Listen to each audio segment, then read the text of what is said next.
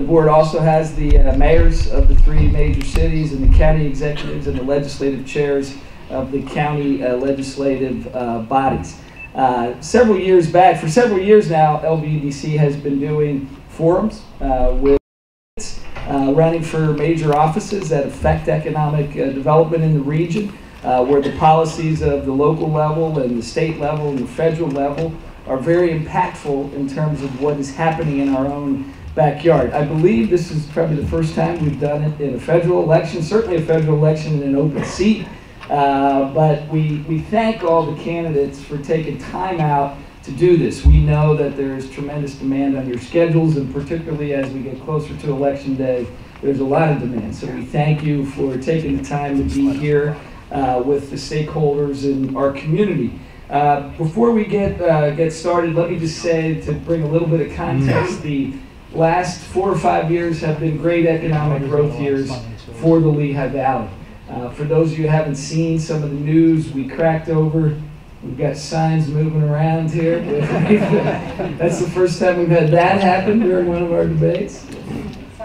Was that in somebody's way? You're flying. All right. We've had growth that has surpassed the 40 billion mark in economic output in the Lehigh Valley for the first time in our economy's history. Manufacturing is at the top of our economic base. We are one of the 50 largest manufacturing centers of any regions across the United States of America, and we have had more than 30,000 new jobs produced in the last 5 years. So growth has been good in this region, and it is our job to continue to guide it that way. Clearly, our officials at the state and local level play a major role in that, having seats on our board and being very involved. But federal representatives and federal policies have become more and more a part of what happens at the local level in economic growth, which is the reason for this forum today. And we really do call it a forum, not a debate. We are here with a very select topics that we want to have discussed. We've already given the candidates in advance the 10 major topics that we want to discuss, get their thoughts, their viewpoints, and their visions. This will not be a discussion around the full gamut of federal issues which are prominent in the news and in campaigns today. Each of the candidates will have up to 3 minutes for an opening statement to introduce themselves and to make some comments, at which point we will get into the questions, and I just ask each of the candidates to limit their answers to the questions to about 1 to 2 minutes. If somebody's going a little bit long, I'll just try. We're not going to have an official clock, but move it along so everybody gets a chance to give an answer. And we will start with the questions and just go down the line and let each person answer first. Different times, so nobody's always answering first or always answering last. So with that said, we're going to start this way and ask, let me introduce the candidates. For those of you who don't know, Marty Nothstein is a Republican candidate. Susan Wild is a Democratic candidate, and Tim Silfies is the Libertarian candidate here for the 15th Congressional District. And we're going to start with Marty to allow himself to introduce you and make his opening statement. Thank you, Don. Yeah. Thank you, everybody, for showing up this afternoon. My name is Marty Nothstein. I think a lot of people in the room here understand or know my story, but if not, I'll just give you a quick snapshot. Born and raised right here in the Lehigh Valley. Lived here my entire life. My wife and I raised our family here. My family's been here for 5 generations. Always been very proud to call Lehigh Valley home. First part of my life, I trained to be one of the best athletes in the world, more specifically, the fastest man on the bicycle. Required a lot of sacrifice, regardless of all the sacrifice and setbacks, didn't win every race, I kept at it. Worked hard every single day. Became a national champion when I was only 16 years old. Became a world champion when I was 22. In 1996, I won an Olympic silver medal in a photo finish. Still think I won that race today. Yeah, the camera showed otherwise. Went back to the Olympics 4 years later. Won the Olympic Games and brought the gold medal back home here to the Lehigh Valley. One thing I did towards the end of my cycling career, I bought a vacant piece of ground, built a car wash business from the ground up. I still own and operate that car wash business today. I also own and operate my family's farm. I'm also Lehigh County Commissioner, newly elected 3 years ago. I've been chairing the board for the last 2 years. Under my leadership, we've been able to create the lowest millage rate for homeowners in 27 years here in Lehigh County. How do we get that done? We did that with a great bunch of commissioners, understanding what the goal is and not stopping until the work was done. Something I'm very proud of. We've also made a big commitment to our senior care center, Cedar Brook Nursing Home in Lehigh County. $68 million investment to make sure we take care of our seniors. I'm also proud of serving the board of the LVEDC. You know, this leadership under Don's strong, this organization under Don's strong leadership has done some great things. It's Don's job to market the Lehigh Valley to global companies, and he's done a fantastic job of it. So as your next congressman, one of my top priorities is going to be to continue the strong leadership Don has provided here for companies to come to the Lehigh Valley, to understand about the Lehigh Valley, and call the Lehigh Valley home. You know, I've always said this. Lehigh Valley's been my home from day one, and that's going to be my home for many, many years. I look forward to representing you and talking about things that are most important to you today. So thank you for having me.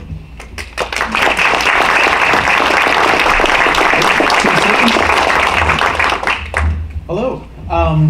For those of you who don't know me, my name's Tim Sophies. I was born in Bethlehem. I grew up here, and I went to Liberty High School, where I was the president of the Grenadier Band, which I joke is my only political experience at this point.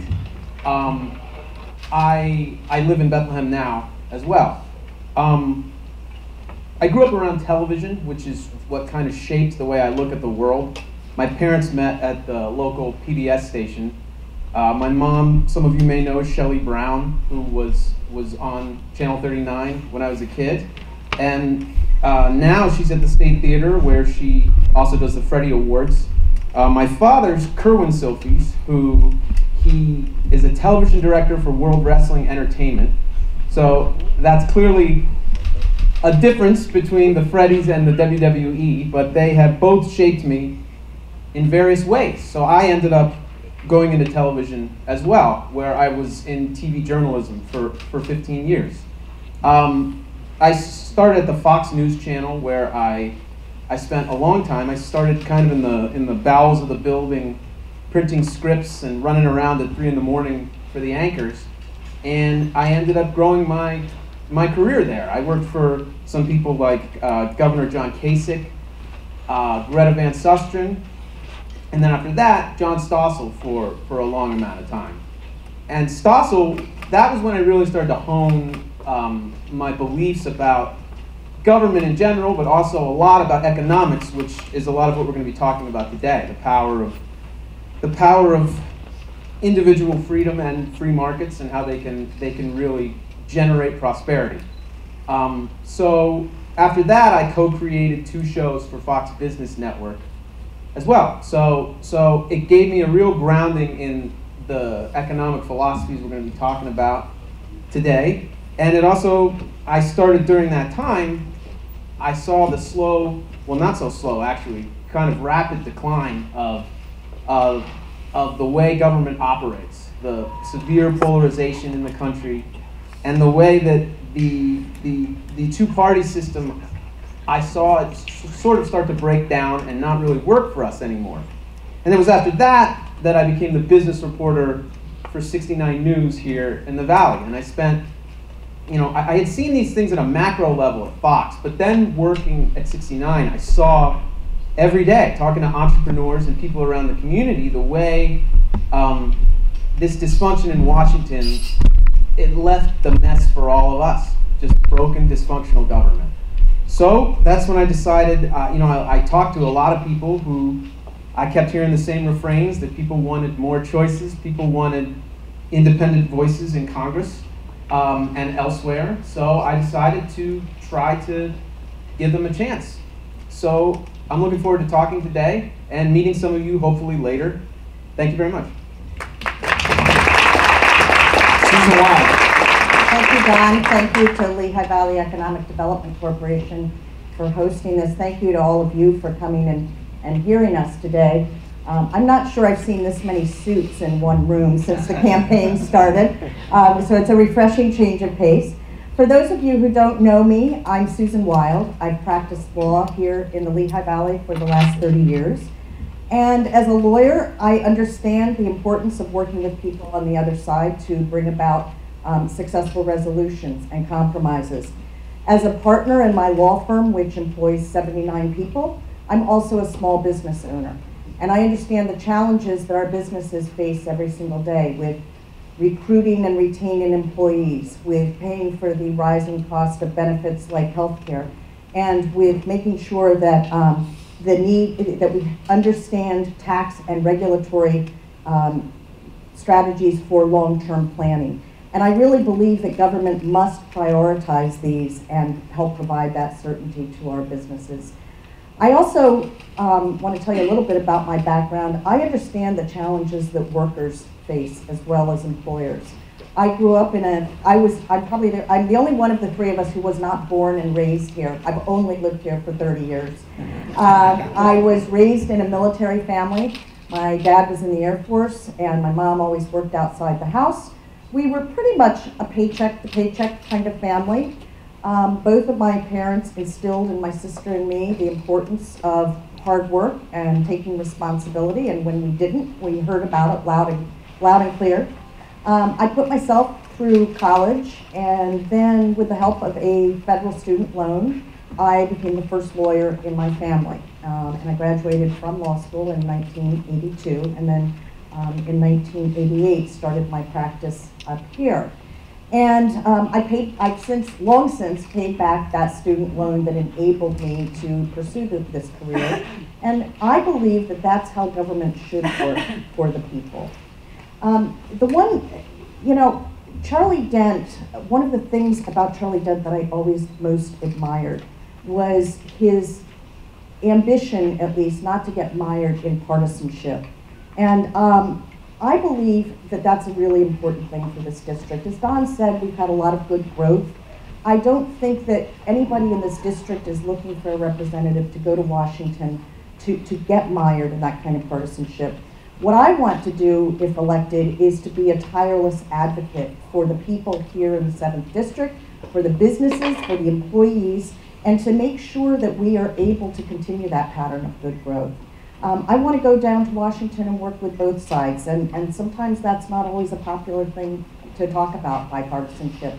But it is one of the skills that I've honed over the last 30 years, bringing about successful resolution where people on both sides feel as though they got something out of the deal.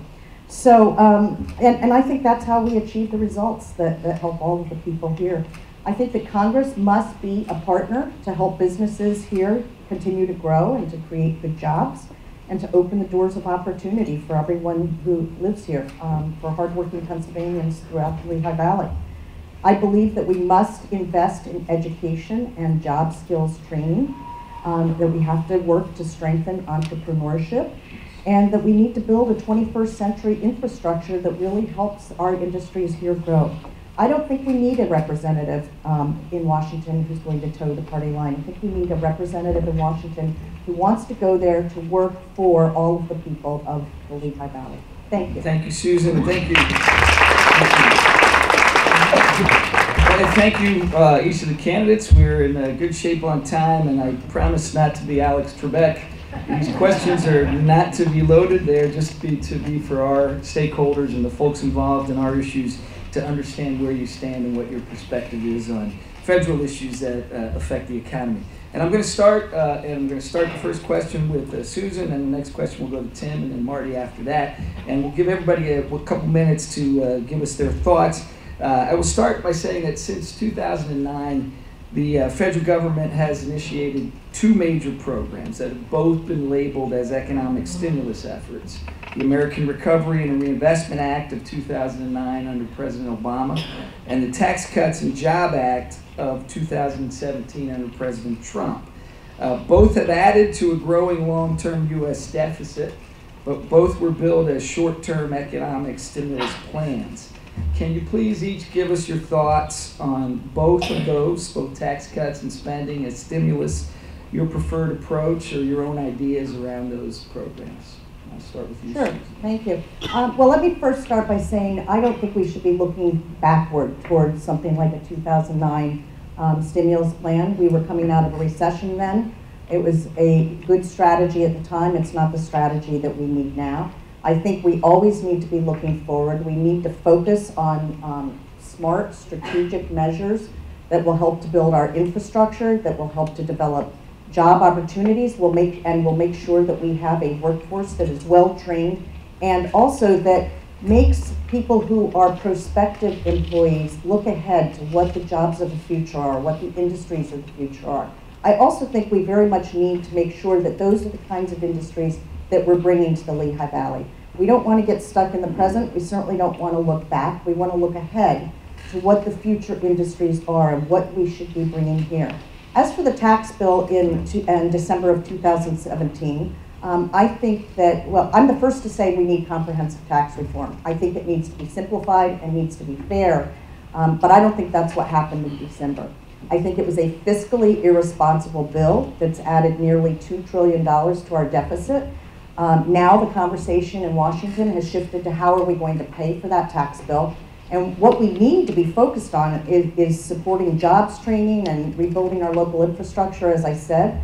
And that's what I want to see us do. I want to see Congress and Washington partner with our local communities, for, in my case, with the Lehigh Valley and the rest of the 7th District, to make sure that we're engaging in that kind of strategic thinking.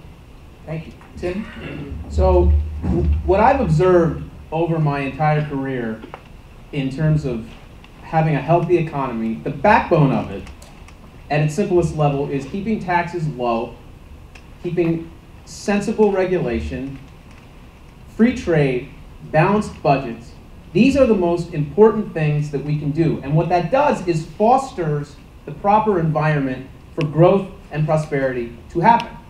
And I think that that is something that, unfortunately, both parties at different times have ignored these lessons and created a lot of problems for us for where we are right now. Now, the good news is, of course, that we've had 10 years of growth, of which I think was accelerated the last couple years, and that's good. The tax cuts that were put in place, I was working at FMZ at the time, and a lot of the business owners I talked to spoke highly about these tax cuts and how much they needed them and how they helped them, and I think that was good. The problem, of course, is that we didn't cut spending at the same time. And that, a lot of that is, this has been something that is a bipartisan issue that we've been facing for 20 years of irresponsible spending that is putting us in a very dangerous position. Now, I don't want to be too negative about this because, again, I think the economy is very strong right now. But if we want it to continue to be strong, we have to address the fundamentals of it. We have to cut spending. At this moment in time, we have $21 trillion in debt. We're going to spend about this year $400 billion or so just on interest on the debt. That's going to rise in a short amount of time to about $1 trillion, keeping in mind just on interest, which that's more than what we spend on our military. So both sides have continued this just irresponsible spending in the face of calamity, essentially.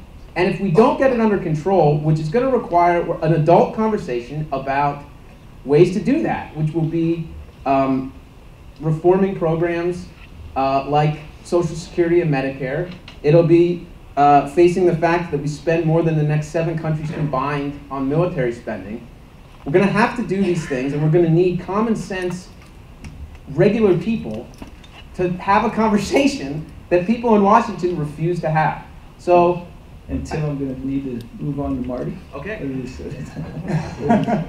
don't want to create your ending if you want to end. No, that was a good ending. I was starting to bloviate. I guess I've been a politician for too long now already. You've got the run on again. No. Yeah. Marty, I'm going to go to you with the same question about the 09 and 17. Absolutely. You know, tax cuts spur economic growth, period. We know that. All we have to do is look at the tremendous effect that last year's tax cuts have had on our economy. You know, at our last LBEDC board meeting, Don announced that Lehigh Valley's economy is booming. GDP for this region alone is at $40 billion. That's about how many signs I see Tim Silfies are out there, and it's almost as much money as Susan raised. But and that growth is a direct result of tax cuts passed last year, there's no doubt about that. And the administration's tax cuts has also had tremendous effects across the economy, across the nation. And particularly, business in our region are increasing wages, providing bonuses, hiring more people, and actually many businesses are having difficulty finding workers. I'm seeing that while I'm out there campaigning right now. There's a workforce shortage out there. So let's not forget, unemployment is now at a 50-year low. More people are working than ever. More jobs, lower taxes, better future. We should continue with that. Tax cuts are working. Thank you, Marty. Tim, I'm going to start with you, Tim, with there are two major issues we face now in growing Lehigh Valley economy. One is needed improvements and expansion to road, bridge, and rail infrastructure. The private sector usually runs ahead of where the public sector can be in catching up to what's going on in the development world. And secondly, what we see oftentimes is the effect of regulations, not just at federal agency regulations, but state and local, on adding time and cost to development projects. Can each of you give us some of your thoughts around an approach around infrastructure, catching up infrastructure to the level of development we're seeing, and also what your thoughts are around regulatory reform in general? And I'll start with Tim. Sure.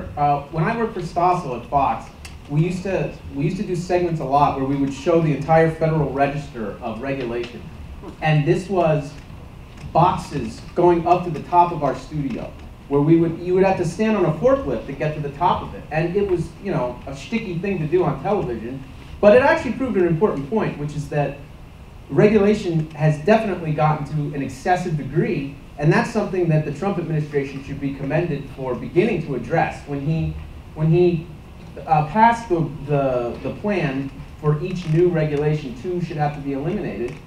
I think that's very good, and that's very sensible, and there's only so much the executive branch can do, unfortunately. We need to have rational, common sense voices in Congress that can codify some of these things into law as well. But I think that it's one of the backbones that we talked about earlier of a good economy is to let businesses operate, because businesses create jobs. The government doesn't create jobs, so we need businesses to be able to freely operate and innovate and hire people and grow their businesses. Now, to infrastructure, this is something, I think one of the reasons that the public sector is always behind the curve is, for some reason, the infrastructure conversation is always centered, it seems, in the federal government, talking about Washington passing these giant infrastructure bills, which, you know, first of all, it's something that both sides seem to agree about, that we need to spend more of our money. But what I don't understand about the way this operates is, why do we take money here, send it to Washington, and then have politicians there divvy it up and decide what we get back of our own money to spend on things that we need here? This is part of the structural problem, that we have to start thinking of infrastructure as something to address by states and local governments, where there's less red tape, there's less in the way of getting it done, with a lot of private-public partnerships, because when private companies have a stake in it and are involved, they have more incentive to succeed, I guess, than the public sector. Marty. Don, you know, we're lucky right here in the state. You know, we have great representation by our state senators, Pat Brown, Mario Scavello. You know, right now, Pennsylvania is actually spending more money than ever on infrastructure, fixing our roads, our highways, and our bridges. I mean, just take a look around here in the Lehigh Valley with all the construction that's been going on. You know, but the federal government does need to step up and provide more. It's also important to note infrastructure is just not highways, roads, and bridges. We need to invest in our electrical grids, our rail lines, transportation hubs. We've been seeing a record amount of private investment in infrastructure. This is also a good thing. Data centers, natural gas pipelines, cell towers. Infrastructure investment is happening, and it is needed. And we know when the private sector gets involved with infrastructure investment, it creates high-paying jobs. So the government doesn't have to do it all on their own, but federal government does need to get more involved in some infrastructure spending. Regulations, you know, that's something different. You know, regulations are important to our region. It's important to America. You know, they play an important role in society when it makes things safer, protects consumers, assures the safety to everybody in the public. You know, but we cannot have regulations that are so burdensome to business owners that they cannot compete. Oftentimes, small businesses are the ones that are most vulnerable with regulations. You know, they have regulations for billion-dollar companies, for small businesses. People have 5 employees. You know, that takes somebody to do all the paperwork. A lot of times, small businesses can't compete with with a lot of burdensome regulations. That's something that needs to change as well. So we need to make it much easier for small businesses to compete, small businesses to expand, not place burdensome regulations on them, and have them taking care of their customers rather than doing paperwork with regulations. So infrastructure investment, great. We've seen it right here in the Lehigh Valley. We have great leadership with Senator Pat Brown and Mario Scavello. But we need to roll back regulations. And I do think the administration has done a great job of that. Susan? Thank you. We have to make sure that red tape does not inhibit the growth of our employers and our industries. But at the same time, we have to make sure that our workers and our community and our environment are protected. I feel very strongly that what we really need is a bipartisan commission that looks at all of our regulations one by one and decides which ones of them should be repealed, which ones need to be rewritten, and which ones need to be retained as is. There's no question that there is room for removal of some of the red tape, but we absolutely have to make sure that this is done in a cautious and prudent manner. As far as infrastructure goes, I don't think there's anybody that really believes that we don't have an infrastructure problem. All you have to do is consider the flooding that we had a couple of months ago when it rained virtually every single day. People actually couldn't get to work because of closed roads and that kind of thing. Infrastructure is not just about roads and bridges, although it's probably worth noting that the American Society of Civil Engineers gives Pennsylvania a C- on its infrastructure. So there's a lot of work yet to be done. The positive of that is that it does create good paying jobs, and it can absolutely be a stimulus to our economy when we rebuild and reform our infrastructure. I think that we absolutely need to work on being more proactive and not reactive. Installing new drainage systems after the floods happen is not the way to do it. We need to be looking at what the problems are. Down south, we've seen it with hurricanes. We're doing all kinds of rebuilding down south instead of building structures that will withstand hurricanes in those areas. And that's a waste of money. Infrastructure is everything from making sure that our roads and routes are good for exports, making sure we have a reliable energy grid, making sure that we have broadband internet everywhere, making sure that we have good drainage systems as well as roads and bridges. So all of these things will help businesses create good paying jobs. That's important for workers, it's important for employees, but I firmly believe that we still need substantial investment in our infrastructure. Thank you, all three of you. The third question, I'm going to start with Marty and work our way through. The Lehigh Valley economy and our companies here in the Lehigh Valley are very much connected to the world in terms of our export numbers of our goods being exported out of the Lehigh Valley internationally are growing. Import of component parts that are a critical part of supply chain coming into businesses is a critical factor in what transpires here every day. And a growing number of internationally owned companies have been locating in the Lehigh Valley, have always been in the Lehigh Valley for that matter. What are your thoughts, starting with Marty, around the issue of trade and tariffs, foreign direct investment into the United States, and what is an appropriate trade policy approach for the United States? Yeah, Don, that's a great question. This is a hot topic right now. First, we need to understand, everybody knows this, we had trade deficits of about $550 billion last year. That's a pretty big imbalance. So with numbers like that, we need to make sure America is getting a fair deal. We've got to make sure we're getting a fair deal when we enter into trade agreements with other countries. And trade does have the potential to affect all countries and benefit all countries, but only work if products are treated equally. Regardless of where they come from. If they're treated equally, that's fair trade. Intellectual property theft is something that we've been hearing about as well, and that's something we need to address with China. And I think, having tariffs as a negotiating tool, a leveraging tool is a positive thing. We cannot have our intellectual property being stolen from China. That's unfair. But tariffs also come with some negative consequences. And I think what I've been hearing out there, Don, is from a lot of businesses, there's going to be some initial pain. But from what I've been hearing, there's people who are willing, most companies, willing to absorb some of the pain for long-term gain. And this isn't only big corporations that we have here in the Lehigh Valley. We're talking about farmers as well. I mean, the soybean issues right now and corn and our ag industry is something. So tariffs hitting everybody across the board, from large corporations to smaller farmers.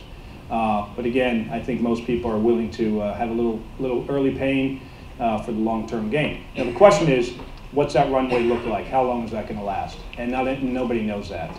And as we know, Lehigh Valley does benefit greatly from foreign direct investment. Don, you've been doing your job, absolutely, that's a great result. But more needs to be done to promote that. Lehigh Valley is a great place. It's a great place to invest. Look at companies like Fueling, the first manufacturer from China to locate right here in Pennsylvania, right here in the Lehigh Valley. I mean, so again, we do have some great things to offer here. We also have companies based out of Germany, France, Switzerland, Mexico, Ireland, India, just to name a few. So Lehigh Valley is on the map for a great place to do business at. And these are companies that made huge investments in our communities, and we embrace them, and we need more of them. And I really think that's a direct result from the tax code change. So with lower corporate income, with the lower corporate tax, more and more companies are going to start investing here than other places. This is a positive thing right now. We're seeing a great growth right here in the Lehigh Valley. So bottom line is new tax law, rollback in regulations is spurring growth right here in the Lehigh Valley, not only from companies here in America, but companies across the world. So. Thank you. And Susan, I'm going to go to you. Same question, thoughts about trade and tariffs, FDI, and trade policy for the U.S. Well, I don't think there's any question that we have to have a level playing field when it comes to trade. We need to make sure that our workers are protected, and we have to make sure that our manufacturers are able to increase their exports. I mean, that seems to be a fairly bipartisan approach to this that we really need to have. When it comes to tariffs, I'm not opposed to the concept of tariffs, and I understand the need to go after bad actors, but I feel as though the administration's strategy was not well thought out, wasn't smart and strategic enough. An example of that is what's happening to the farmers. Mr. Nothstein mentioned the farmers. Well, they've got a bailout coming, but that's a short-term solution. It's not a long-term solution. If they lose their market share, it's not going to come back. So I think that we really have to have a very carefully thought-out strategy, and we can't make enemies of our allies. That's the other thing. I really think that that's a bad idea. We've seen retaliation that's driving up the cost of our supplies and our goods. So, you know, not to repeat myself, but we really have to have smart, strategic trade policies there's a long-term plan for them. When it comes to things like the recent NAFTA 2.0, as it's called, you know, we don't know what the final details are going to be on that. It's going to have to be evaluated, at least from my point of view, right in the context of what will happen right here in the Lehigh Valley to our industries and to our workers. We want to make sure that our local businesses are able to export to foreign markets. And we have to also make sure that our jobs aren't outsourced. So, and the main thing is that we have to have consequences for breaking deals and make sure that we have strict enforcement of them. Thank you. Tim? Trade wars are a terrible idea, and everyone involved with them loses. Let's just start first by saying tariffs are just another word for taxes. We should be working at all times to have freer trade, less tariffs, less hindrances to trade itself. Less subsidies would be ideal too. Free trade is, as I said, one of the cornerstones of a strong economy. I talked to businesses in the Lehigh Valley when the president started escalating these tariffs and this trade war, who said to me, Tim, the tax cut was great for us. The tax cut was great. I thought I was going to be able to invest in more workers. I thought I was going to be able to get more equipment. And ultimately, now I can't, because the cost of steel and aluminum is so much that I can't do it anymore. So we want fair trade, of course, but the fair trade is free trade.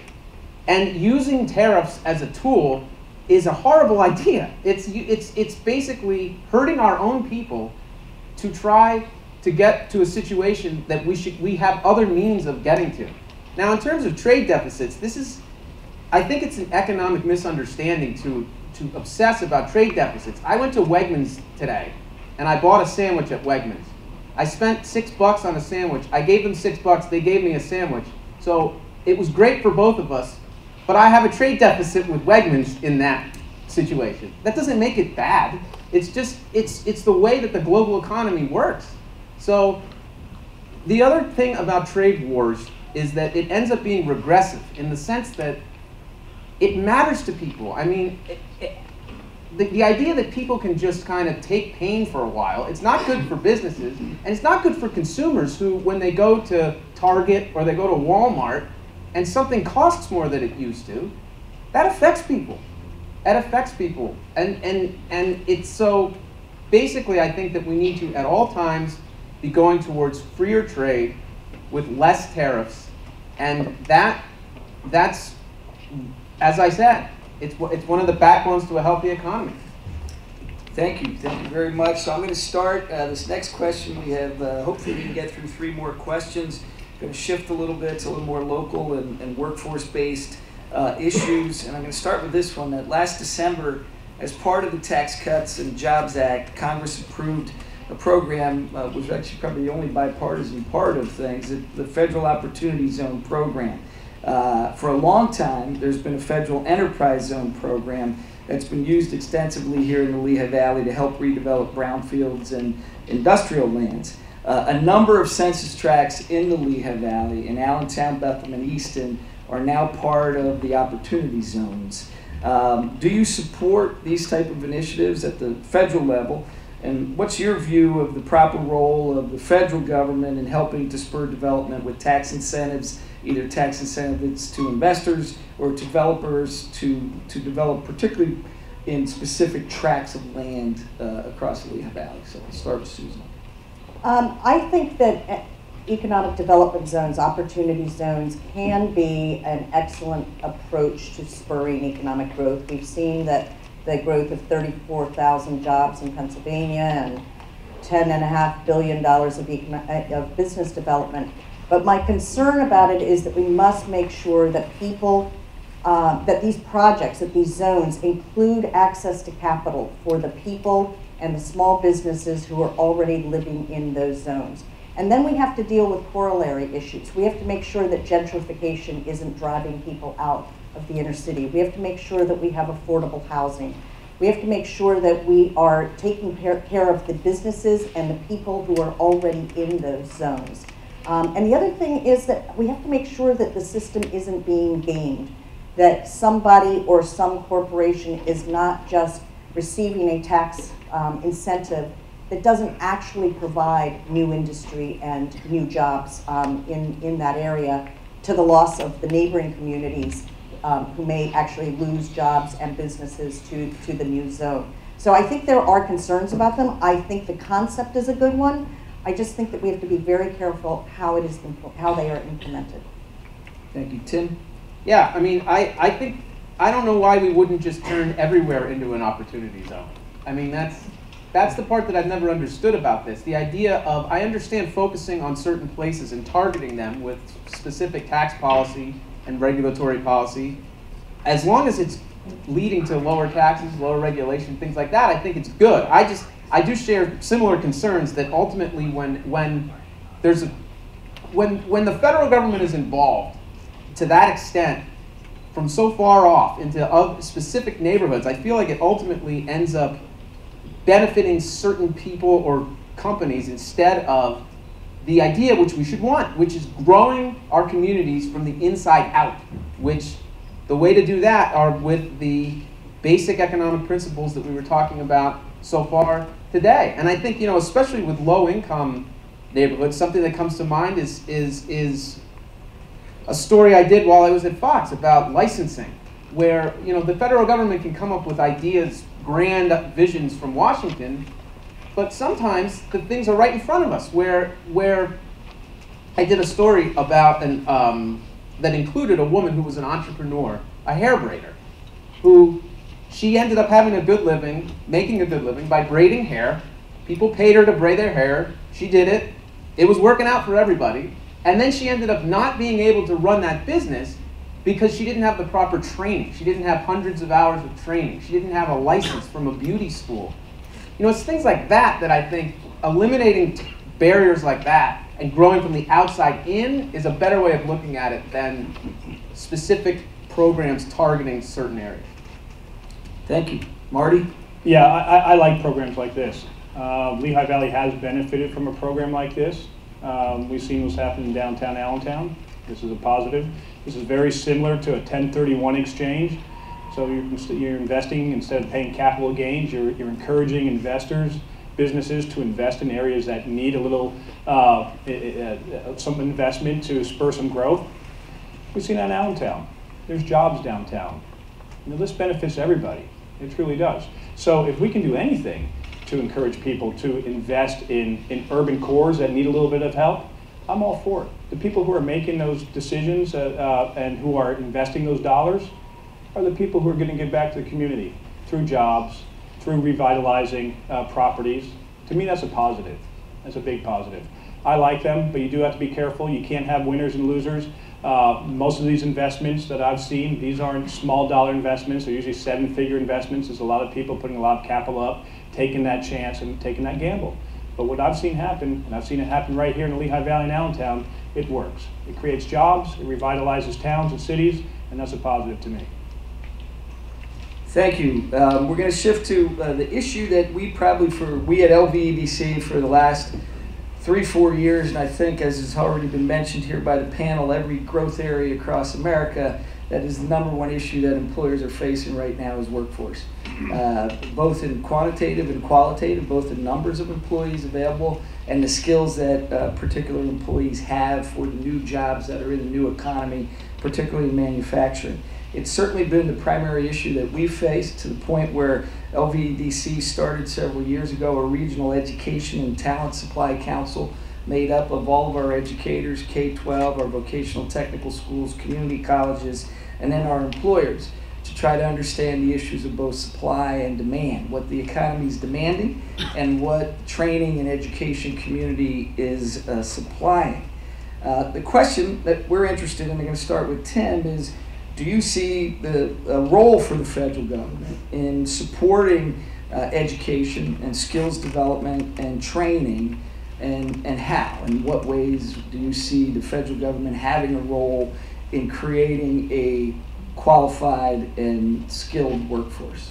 So these needs are real, absolutely. I mean, I've seen this for years in my career. It started at Fox. Actually, while I was working at Fox, I did a story here at Air Products of, about how there were hundreds of jobs available. Skilled workers, welders, machinists. These are great jobs, $50,000 a year sometimes. I mean, really great jobs that people could have right out of high school that they couldn't fill. And I saw it again, working at 69 News, the need for skilled workers. So I think that we definitely need these jobs, and we should train people for them and have apprenticeship programs and things like that. I would say the execution of those programs, I'm more comfortable with that happening at state and local levels, just because I feel like the federal government administering them puts more bureaucracy involved. And the fact of the matter is, people here in our communities know better what the needs are and what companies need. I mean, the companies who are here, who can participate in some of these programs and help build them, they know what they need. So it's an important thing that we should do as a community. I also, along those lines, I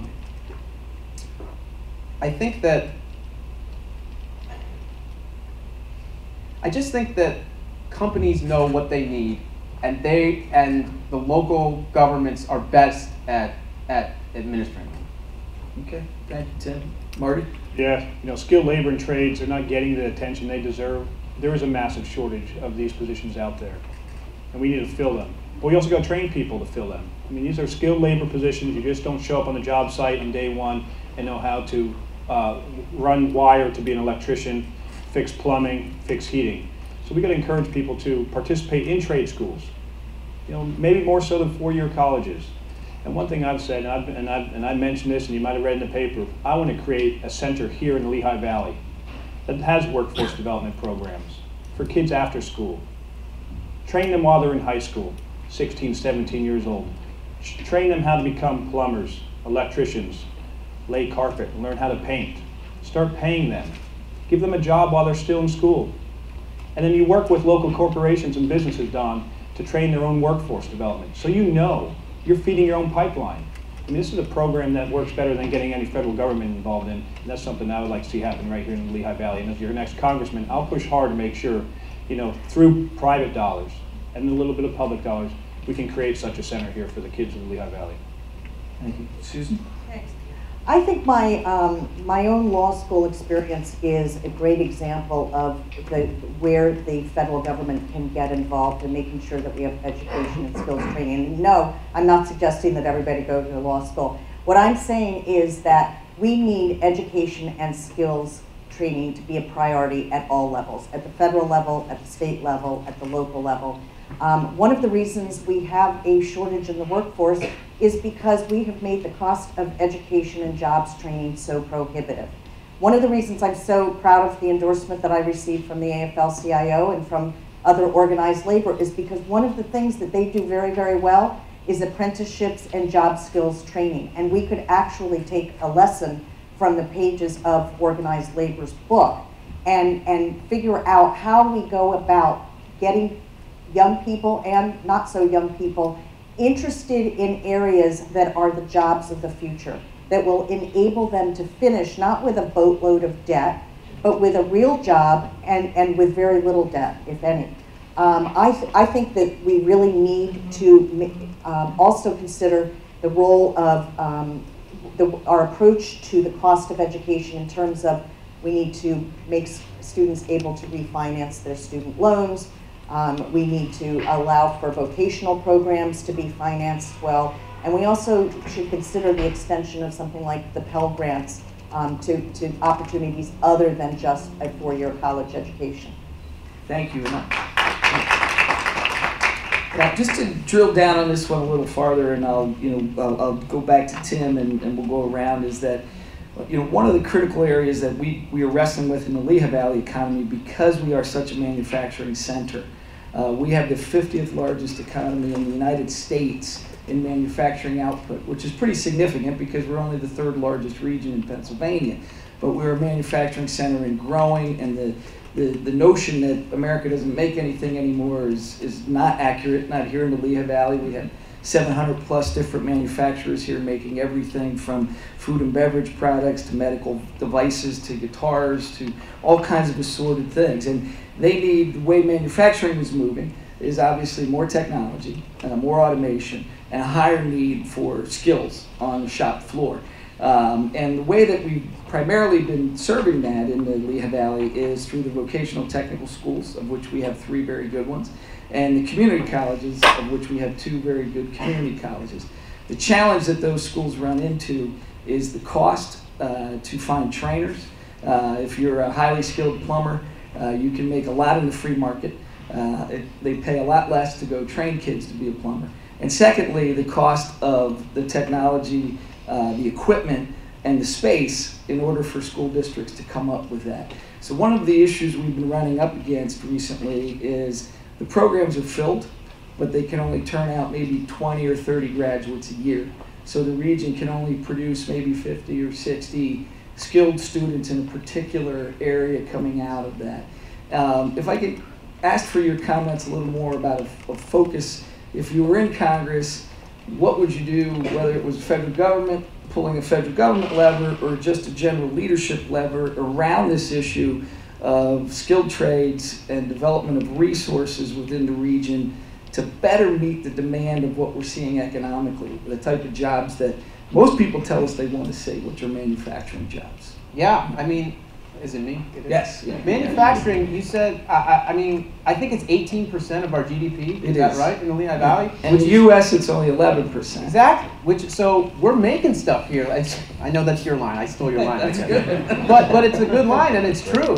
Which, by the way, comes back to trade as well. But it's a good reason not to interrupt the resources here, because we are making stuff. But at any rate, you said as we talked about, I think these are things that should be handled more by states and local governments who know more of their own needs than at the federal level. But that said, you also mentioned the leadership level.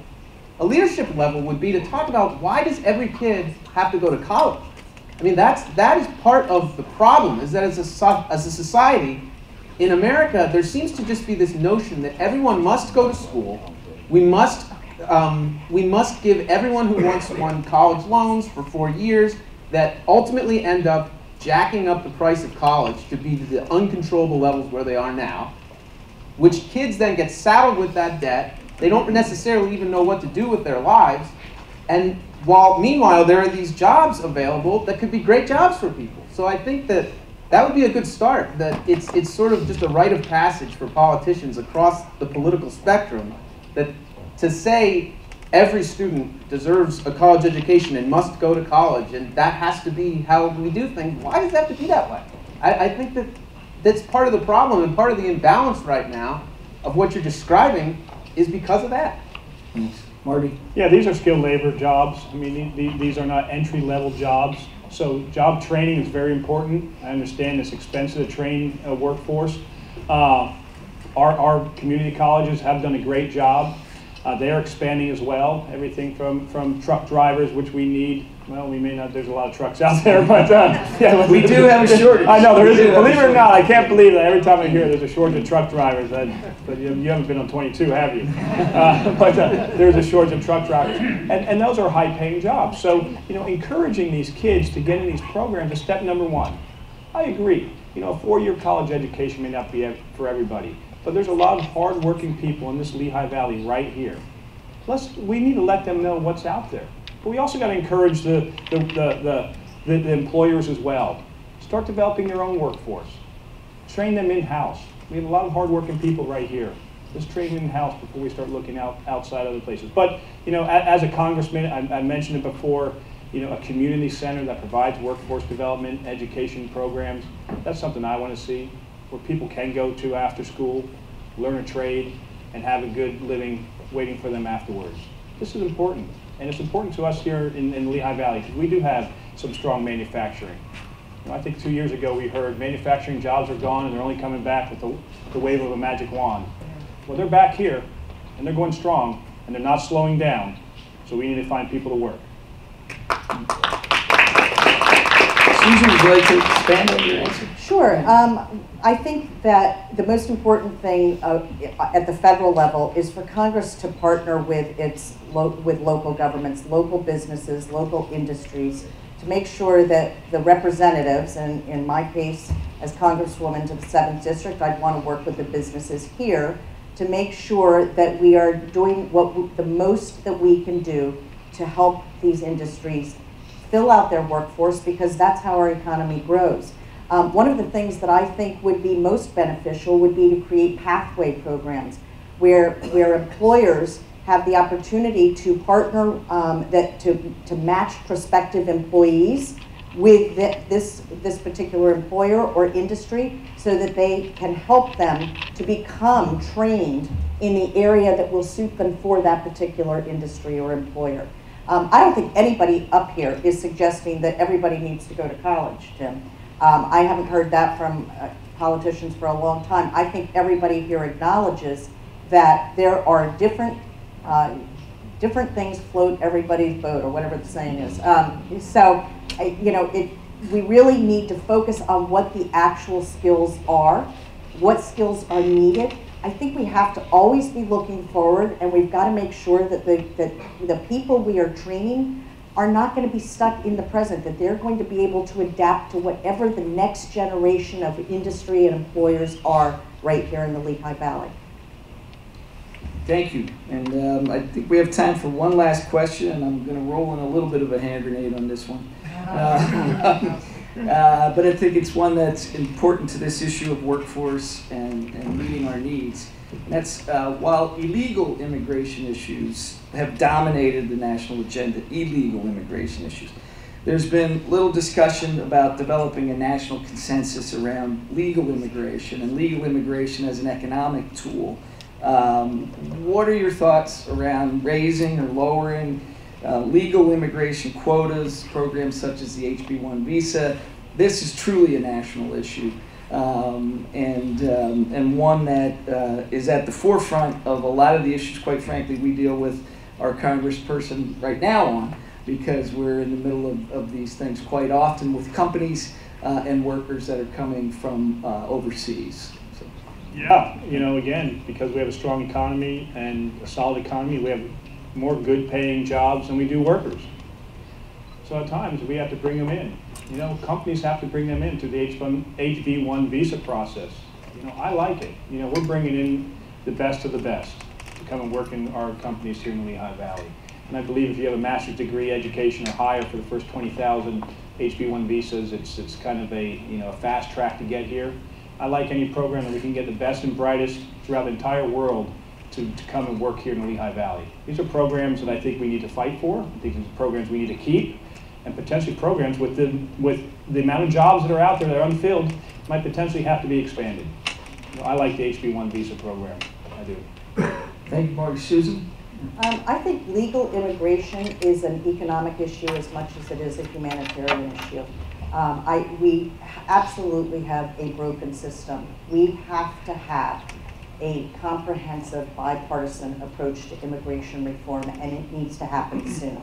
So that we not only have safe and secure borders, but so that we also have a strong legal visa program, so that our businesses across the country, but here in the Lehigh Valley, so that industries like our healthcare industry, our hospitals, of which we have some of the finest in the state, can find the talent and the expertise they need in specialty areas. So I think it's very important that we recognize the significance and the importance to our industries of legal immigration, that we not view specialty immigration as a threat, but rather as an enhancement to our local businesses and industries. When one of the things that I heard most from local hospitals was the concerns about the HB1 visa program and whether it was going to fall by the wayside and whether they were going to be able to fill essential spots in their medical staffing. So I think that it is a vital part of it. Thank you. Tim? Absolutely. We need more legal immigration. We make it very, very hard for people to come here legally, which is part of the reason that the system is so chaotic as it is right now. Unfortunately, it's something that neither one of the establishment parties has addressed. My entire life I've been hearing about it, and nobody's done anything about it. So something needs to be done. We need more legal immigration here. I think security and borders are reasonable, but the only way we're ever going to be able to control them is when we actually have a rational policy for people coming in the front door, so we know the people coming through the back are doing it for a reason.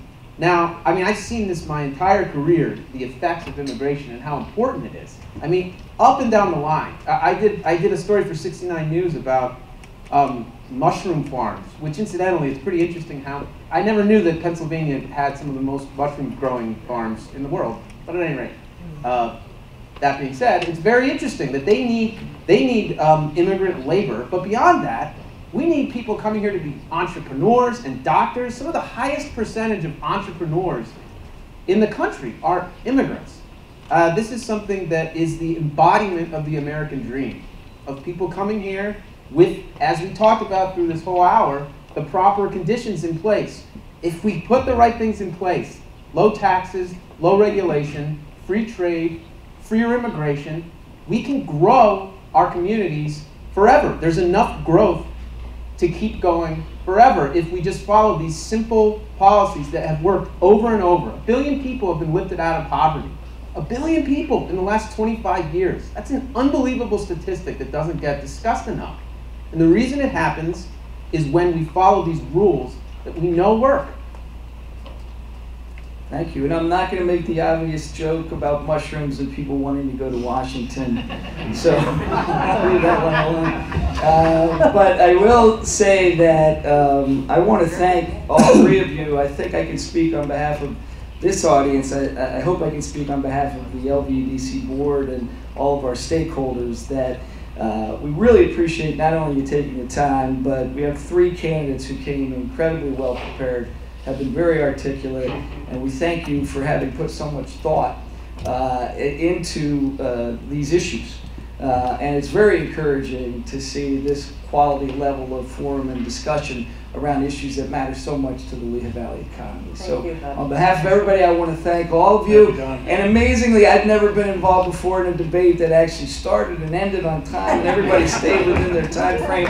So I thank you for that. How about a round of applause?